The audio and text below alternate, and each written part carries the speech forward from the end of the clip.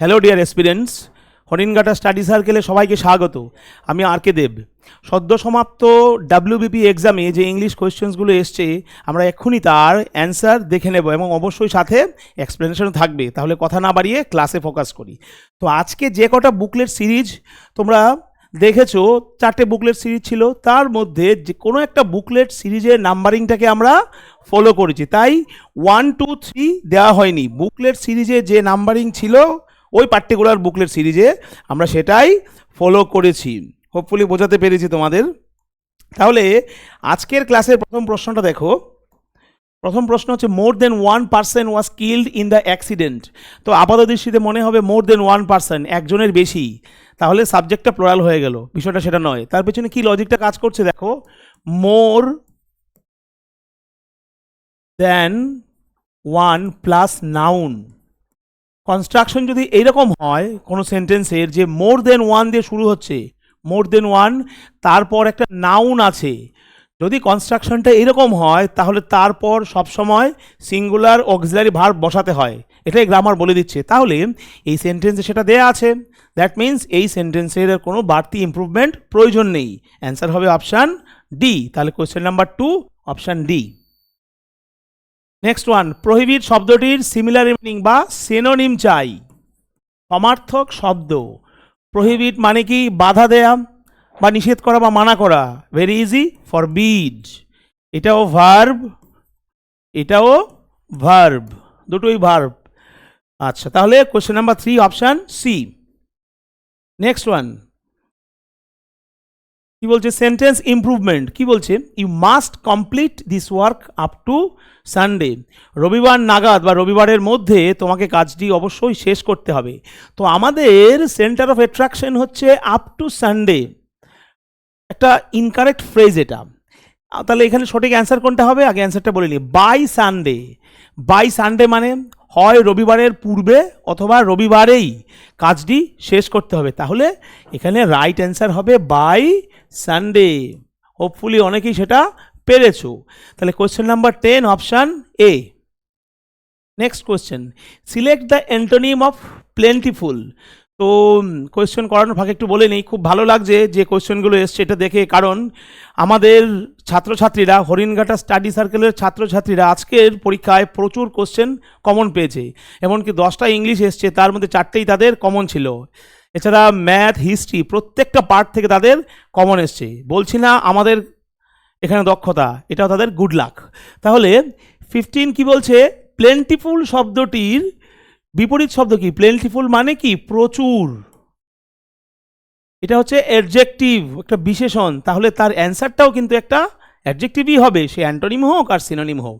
তাহলে প্লেন্টিফুলের অ্যান্টোনিম কি হবে? বিপরীত শব্দ স্ক্যান্টি। দ্যাট মিন্স অল্প বা অত্যন্ত অল্প। তাহলে কোয়েশ্চেন নাম্বার 15, অপশান ডি। ব্ল্যাটান্ট যেমন ওপেনের সঙ্গে সম্পর্কিত, সেভাবে সিক্রেট যার সঙ্গে সম্পর্কিত হবে তা হলো। তাহলে কোয়েশ্চেনটাকে একটু সাজিয়ে নিই আমরা। ব্ল্যাটান্ট ইকুয়ালস টু ওপেন যদি হয়, then secret equals to what? Secret দিয়ে কি বোঝাচ্ছে এখানে?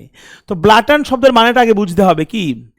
এমনি ব্ল্যাটান্ট মানে কিন্তু ভোতাও হয়, খুললাম খুল্লাও হয়। তো ব্ল্যাটান্ট দিয়ে এখানে ওপেন বোঝাচ্ছে, তাহলে এখানে ব্ল্যাটান্টের মানে খুললাম খুল্লা বা খোলাখুলি। সিক্রেট মানে গোপনে, লুকিয়ে, তাহলে তার সঙ্গে সম্পর্ক হবে কোভার্টের। এই কোভার্ট শব্দটির মানে হচ্ছে গোপন বা গুপ্ত। যে কোভার্ট অপারেশনের জন্য মোসাদ বিখ্যাত, সেই কোভার্ট, তার মানেও গোপন বা গুপ্ত, এর মানেও তাই। তাহলে 22, অপশান এ। তার next question, if it will rain the match will be abandon. বহুবার আমরা আমাদের ছাত্রছাত্রীদেরকে করেছি। আমাদের চ্যানেলে যে কন্ডিশনালের উপর ডিটেলস ক্লাস করা হয়েছে, সম্ভবত এই লাইনটাই দেওয়া হয়েছে মোস্ট প্রবাবলি। তাহলে এই যে সেন্টেন্সটা আছে, খেয়াল করো, ইফ ক্লজ, এটা হচ্ছে ইফ ক্লজ, এটা হচ্ছে রেজাল্ট ক্লজ। দুটো ক্লজই কিন্তু ফিউচার টেন্সে দেয়া আছে, যেটা হয় না, যেটা একটা ভুল সেন্টেন্সের রূপ নিয়েছে। তাহলে এখানে কি করব? আমাকে রেজাল্ট ক্লজটাকে যদি ফিউচারে রাখতে হয়, তাহলে ইফ ক্লজটাকে সিম্পল প্রেজেন্টে রাখতে হবে। এটা যদি প্রেজেন্ট হয় তবে কি এটা ফিউচার রাখবো আমরা, তাই না? তো এই যে এক্সাম্পল সেটা হচ্ছে ফার্স্ট কন্ডিশনালের এক্সাম্পল। ফার্স্ট কন্ডিশনাল কি বলছে? If plus present plus future, কিন্তু আমাদের এখানে তো তা নেই, দুটোই ফিউচার আছে। তাহলে ভুলটা কোথায়? এইখানে ভুল। এটার সঠিক আনসার কি হবে? If it rains. তাহলে এখানে হতো ইফ ইট রেইনস। তাহলে question number 34 option C. Next one, 20 kilometres are a great distance. 20 kilometre একটা বিশাল দূরত্ব। তো কিলোমিটার্স দেখে তোমরা সবাই ধরে নিয়েছো যে এটা তো ভুলটা এখানেই আছে, তাই না? তাই তো। তো ব্যাপার হচ্ছে যখন টাইম আর ডিস্টেন্সের স্পেসিফিক মেজারমেন্ট দেবে,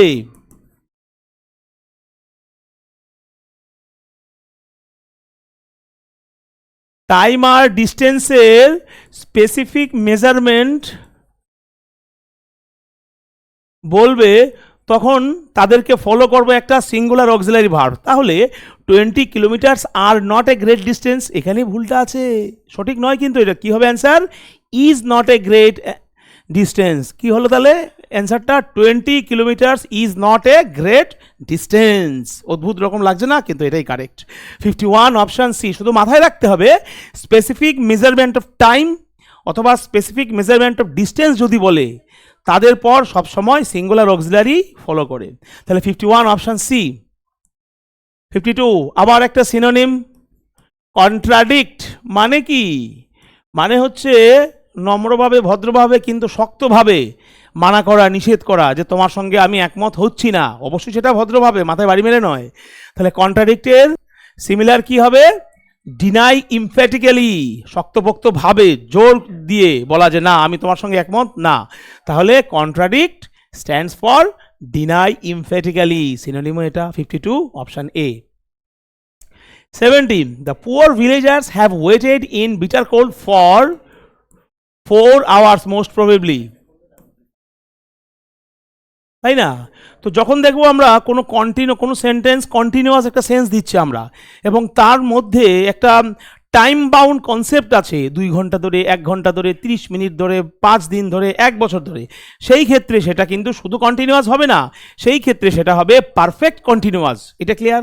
নাম্বার 2, এখানে হ্যাভ আছে, তাহলে এটা মেনে নাও, মেনে চলো যে এটা প্রেজেন্ট পারফেক্ট কন্টিনিউয়াস হবে। ক্লিয়ার? নাম্বার 3, সাবজেক্টটা প্লুরাল, প্লুরাল সাবজেক্ট, পিএস দিয়ে বোঝাচ্ছি প্লুরাল সাবজেক্ট। তো সাবজেক্ট যদি প্লুরাল হয়, প্রেজেন্ট পারফেক্ট কন্টিনিউয়াস টেন্সে আমরা হ্যাভ ব্যবহার করব। ক্লিয়ার? আর যদি কন্টিনিউয়াস থাকে তাহলে আইএনজি থাকবে, তাহলে কি হবে? Have been waiting. তাহলে অ্যান্সারটা কি দাঁড়ালো? The poor villagers have been waiting in bitter cold for 4 hours। আবার রিপিট করছি, the poor villagers have been waiting in bitter cold for 4 hours। তাহলে রাইট অ্যান্সার কোনটা? Option C. 70 option C. 84 vindictive শব্দটির সমার্থক শব্দ কি? ভিন্ডিকটিভ শব্দের মানে কি? প্রতিশোধ পরায়ণ।